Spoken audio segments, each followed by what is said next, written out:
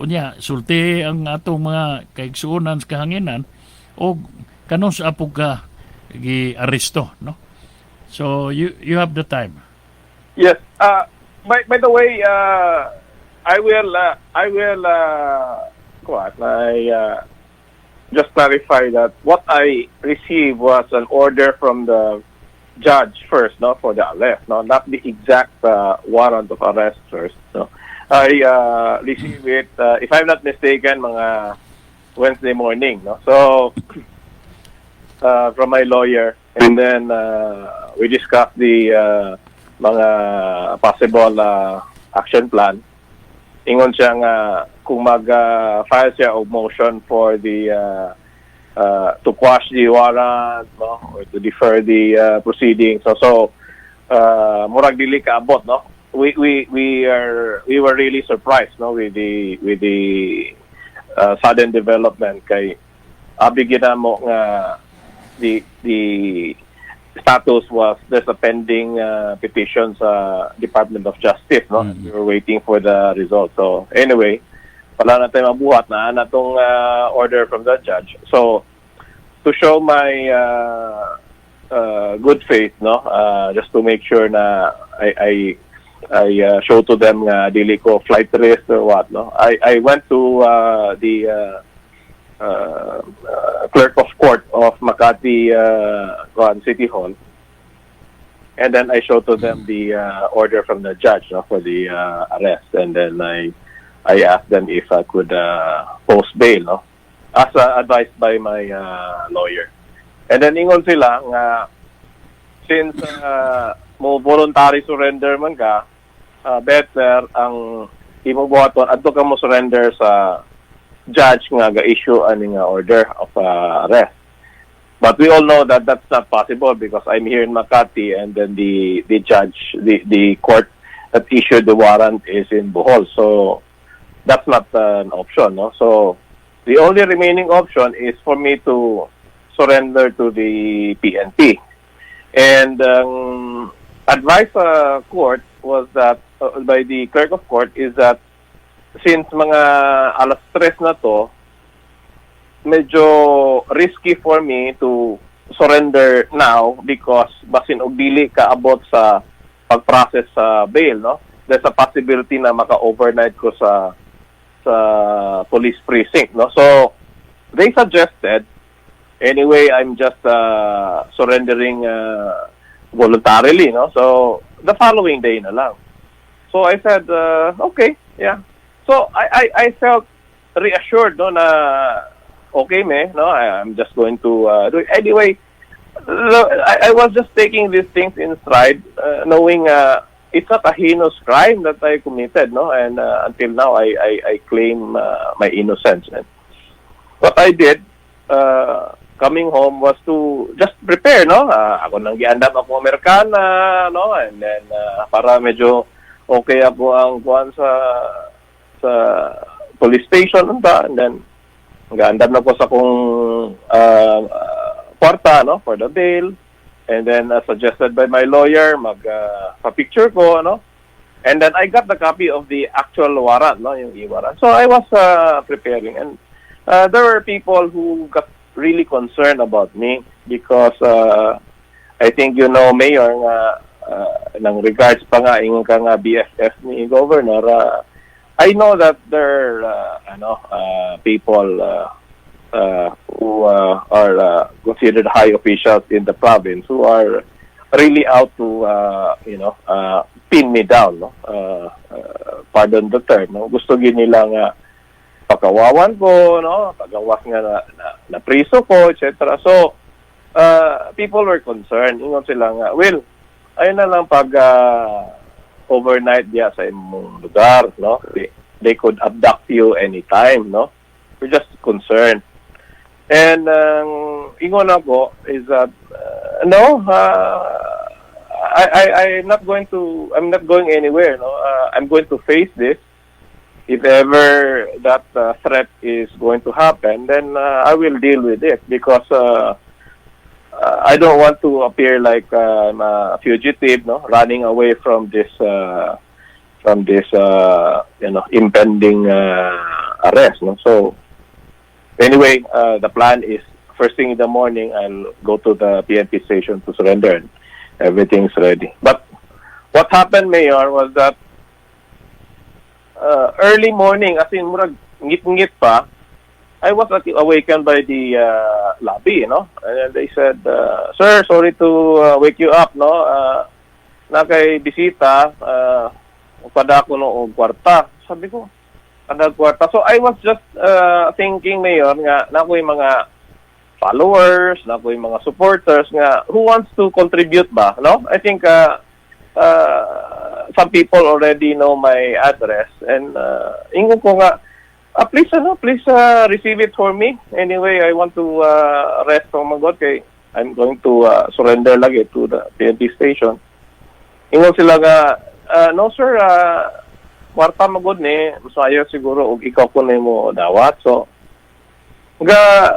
pagtulog pa ko, Mayor, pagtulog pa ko, as in, may naka-shorts, so I just wore my face mask, may mo ang health protocol dire, bisag na yung mga bisita and so I went down.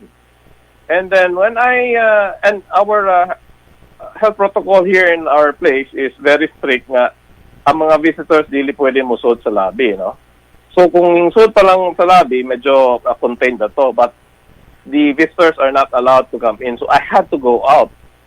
And when I went out, that's when they arrested me. So sabi ko, wait. Kung,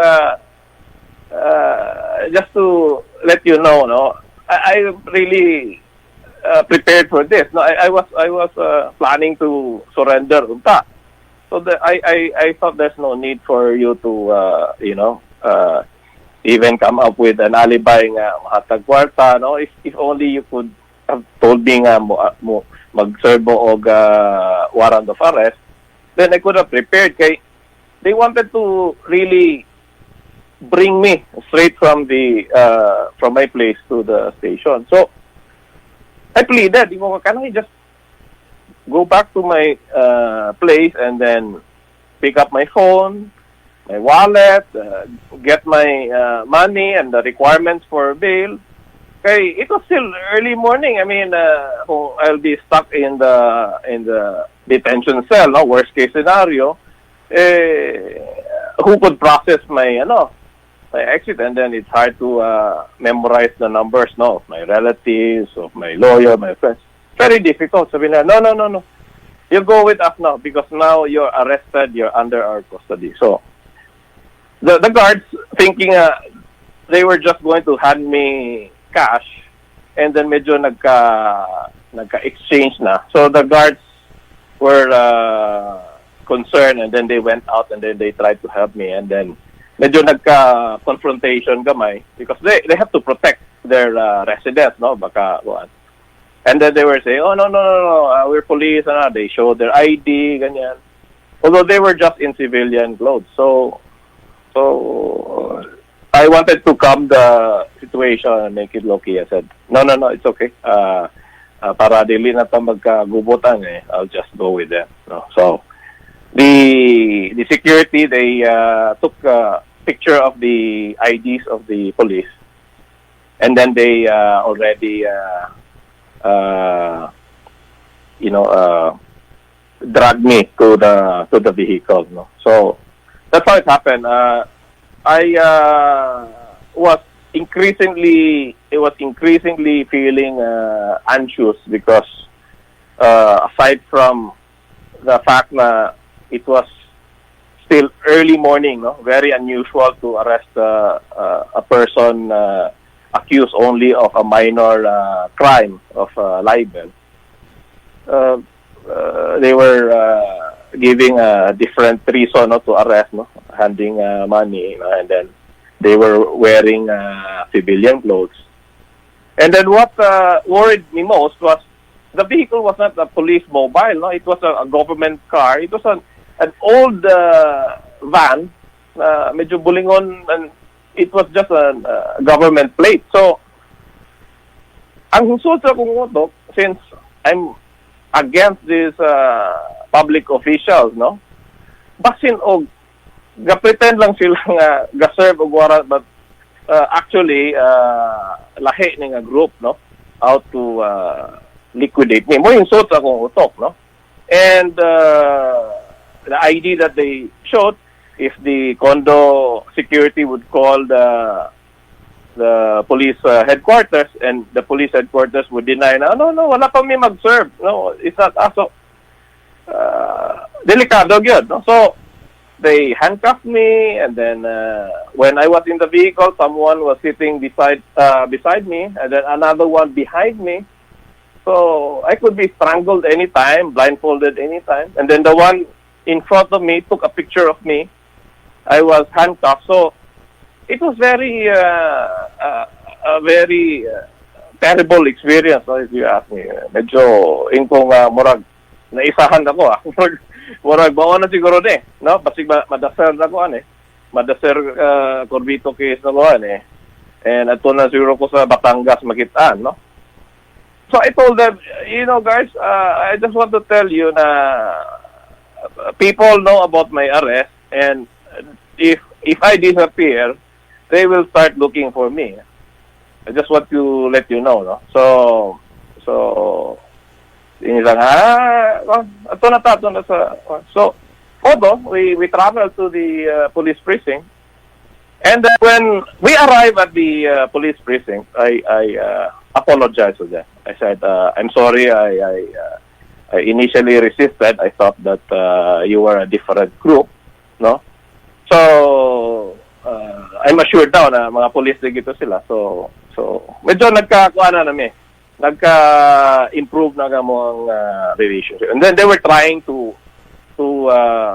help me contact my lawyer, no, my staff, no, because nakatapot lawas lang gito, Mayor. So that was a very tense moment, no. But then I'm just happy na I was able to get through it. Yeah. Pagsunod ana unsa man? Well, what happened? Mag-shot na ka. I arrived. Yeah, pag abot na ako, Mayor, ila akong gi-book, no? Utana sila unsay imong color sa imong buhok, wa sila kasabot unsay imong buhok, if it's brown or gray, ana. So because I didn't have my wallet nga, there's no information to base on, walay ID. So they booked me, and then they took a mugshot, no? And klaro man kayo sa makita nimo sa mga pictures, no, if you saw my mugshot nga wala gyud og bagong gising gyud ko, no? It looked like I just woke up gyud. Okay, it was true, no? It was still early morning, and then I'm just surprised na later on I learned they were the supporters of Governor Artiap were already publishing my mugshot, no? People were telling me tinood ni Will nga na. Well, I don't want to react dayon because I'm still shocked, no? How could that happen? No, I mean, mugshots are supposed to be only for the court records and the police, no? Not for a blogger, an unidentified pro-Artiap blogger like Bohol Monitor, no? And shared by his supporters. It's a bit unusual. I mean, if ever Artiap will get arrested also from the many graft cases filed against him, and there's a mugshot, even though I'm one of his top critics, I don't know how I could secure a mugshot, no? Unless I know someone from Krame or the police, no? So you need to have a special connection with the Makati or Tagbilaran police in order to get hold of copies of the mugshot. So there are some signs na people up there are really behind my arrest, and that was, I think, almost confirmed when the top police, no, the arresting team, they have a boss, no, lieutenant, forgot his last name. He said Sir, meron ka bang kinalaban na mataas na politiko, BIP? Sabi ko, oo, yung governor. Sabi niya, ay, kaya pala. Sabi niya, kaya pala. Because, sabi ko, bakit? Sabi niya, yung deputy namin, panay tawag eh. Sinecheck ka talaga. He wants to know kung na-arresto ka na, nasa ano ka na. So, it's very unusual because I don't think HNU or the lawyers of HNU would be very interested kung madakpan ko early in the morning and siguraduhon ko nga na ay kuan, makuhaan kong mag-shot. I don't think they will be that keen no, to really arrest me under the circumstances that I went through. So, oto nga, ayun ko nga, okay, I'll tell you my story. So, you know, it's still early morning, so murag kami-kami pa to. I told them my life, I told them my Facebook page, and then I showed to them my post. Sabi ko, just to show to you that I'm telling the truth, no? I don't have my cell phone with me. You log in and then check my Facebook page, no? And then they saw me, sabi niya, oh, 20,000 plus followers mo, sir, no? And then, yeah, you posted about the restaurant. So, they know about my postings against RTAP, no? So, sabi niya, wow. So, that's the time na they really understood my situation. Basically, that's what happened, Mayor, in that police station. Mhm.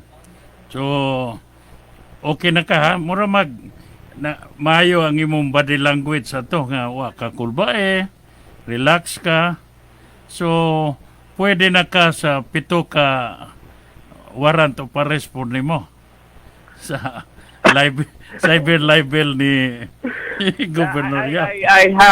I have no choice, Mayor. I have to be strong, and in fact, my lawyer said, "Oh, Willie, I cannot imagine what you went through, no?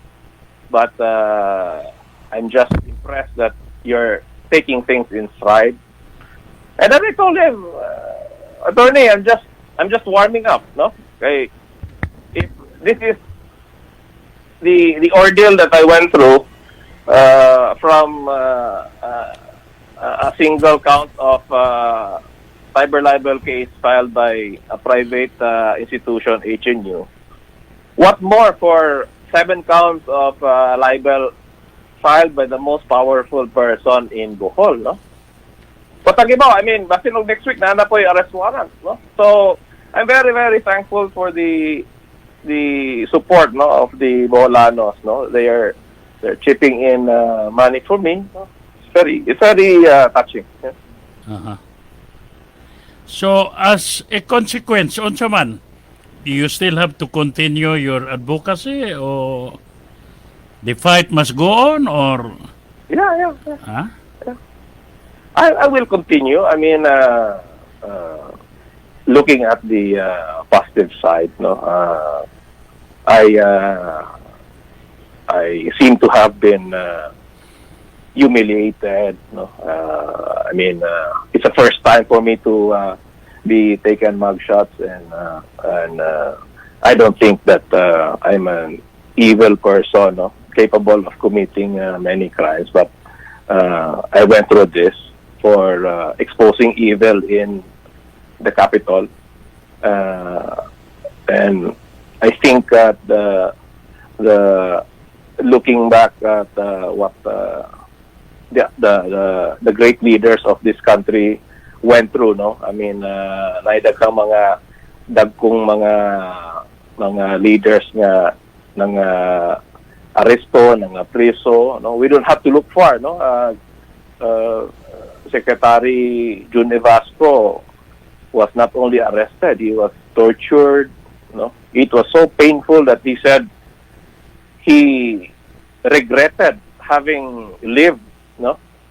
Kay namatay na lang, gipadayunan na lang unta siya ato kay giunsa to sa pag torture, no? And kuan na is, did he stop serving the people? No. So these are the kind of people that inspire me. I mean, I have been campaigning for change, and a clean government. Just that the Bolanos chose another candidate, and he won. Some say he won through cheating. I'm trying to prove to everyone that you made the wrong decision, and I'm exposing him. Tanawa ang mga gipang pakita na to, and he didn't seem to get the signal, murag og garapalan lang yun ba, murag as in grabe, and it should not discourage us, it should not discourage me. The fight must go on. I signed up for this, and committed on this. I believe things got triggered when we filed the case signed by you, Mayor, but I personally filed it in the Ombudsman. We threw the first punch, murag na napangag siya ato, and we expected him to retaliate, and true enough, na-uppercutan giguan but am I knocked down? I don't think so, I'm still up. I got released the same day, so I will continue this fight, with the support of the Boholanos.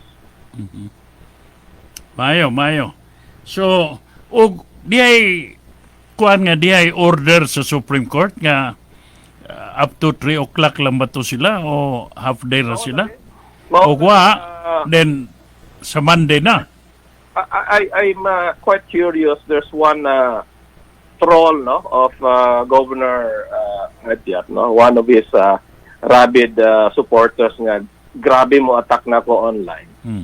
Around 2 days before gawas ang akong arrest warrant. She or he, o kay ba unsa gyud yang tinud nga gender, that person posted on her Facebook wall in suwat siya, arrest warrant is real, and people were forwarding it to me. And then I said, no, it cannot be, because the governor just filed the case. I don't think gawas. But it seems like she had an idea nga an arrest warrant related to the HNU case will be issued soon. So that was 2 days ago, and then after 2 days hingawas Wednesday tong arrest warrant. So nagka-advance din po siya. And during my processing of my bail, in the early afternoon, mga lunchtime, ga-post na po siya. Ingon siya, this is a Supreme Court order nga until 2 o'clock lang ang offices. Overnight is real, Inkansyon na po siya, overnight is real. But I'm happy that I'm helped by angels, including Attorney Glenn Anino, So one of the key people who really helped me in my release.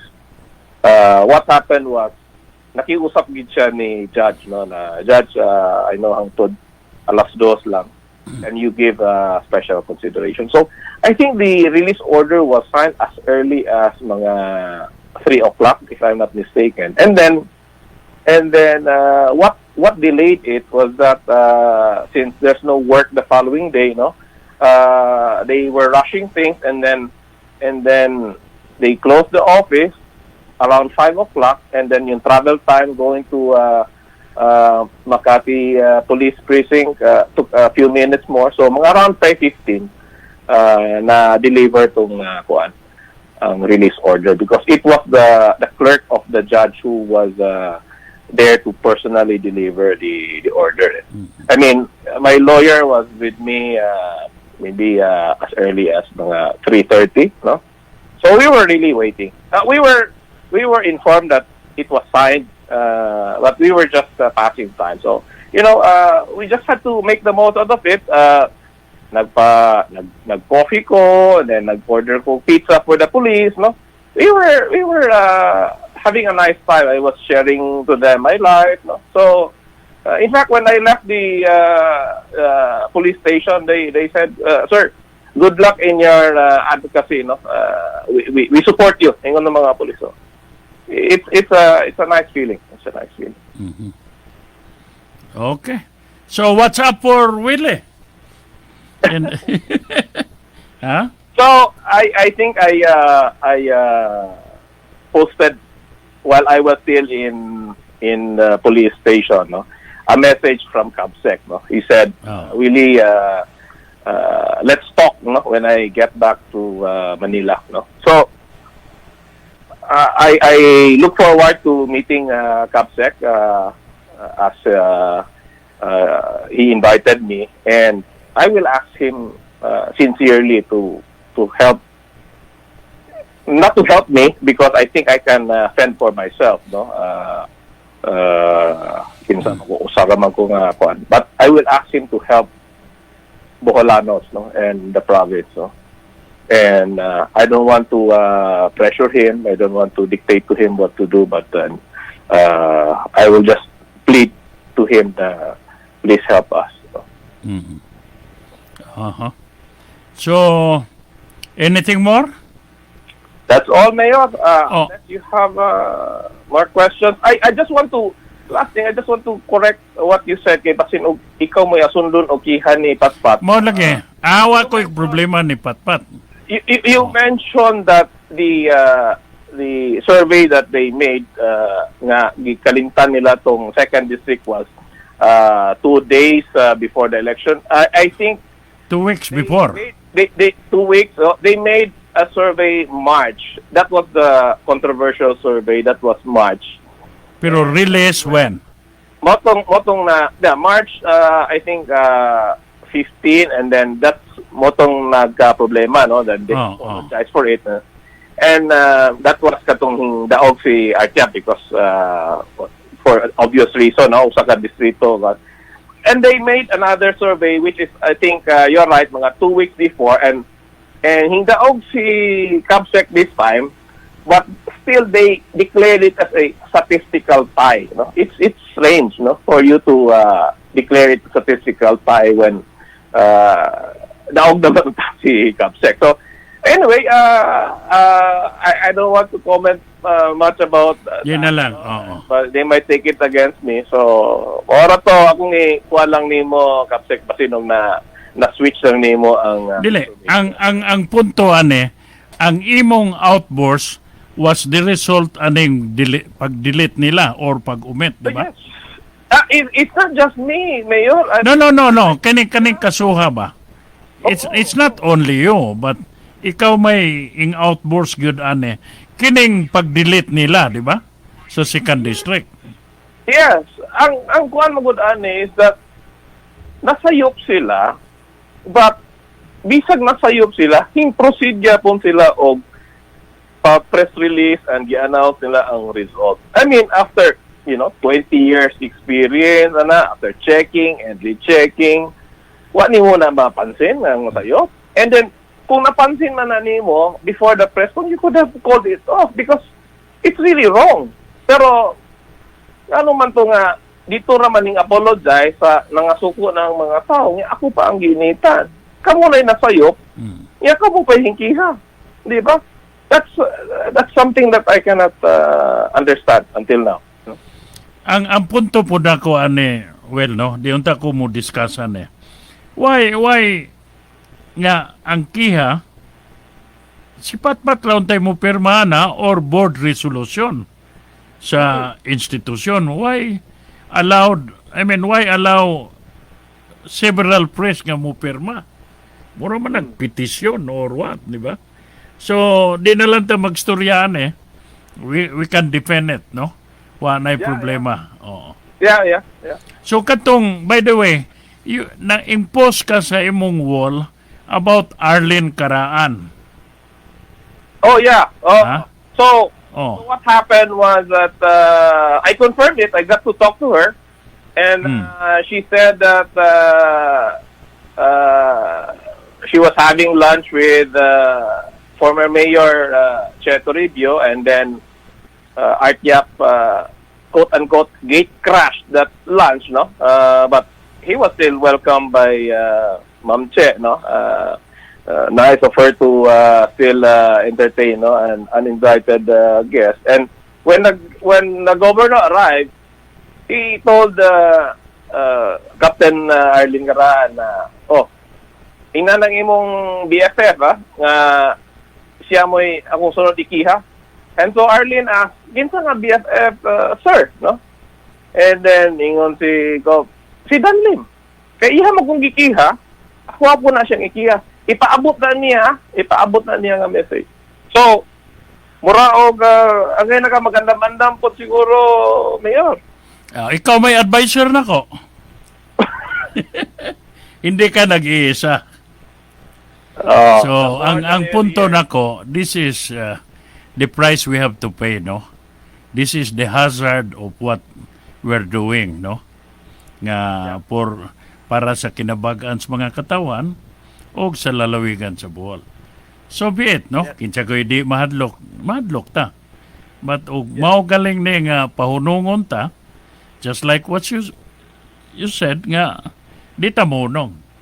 Yeah, I have been criticized na ako no ko'y naamot, na ako diri sa Manila, balik. I mean, I don't want to talk about the contributions I made for Bohol even from afar, no, from Manila. Dili ko nga akong picturean nga mag distribute ko og lugaw or whatever, no. I mean, and beyond that. So, ang kuan is if there's anything that I can do more effectively, no, than what others can do now. And this time, murag it involved strength of character. Kaya pwede mo ka operan og unsa lang para mahilom ka, di ba? I am uncompromising on this, Mayor. Bisa pag-unsaon, no, my fight for a corruption-free Bohol is non-negotiable. No? Not for sake. No? I am not for sake. Yeah. So, bahalag asa tagabot ani, I am going to expose Governor Artiap. So, expect more exposés, expect more cases to be filed. So, bahala na. I mean, this is not politically motivated, Mayor, because there's no one else who declared the candidacy except for Governor himself, di ba? So, if there's a politician behind me, kinsa may interesado, no? I mean, I wore the Asia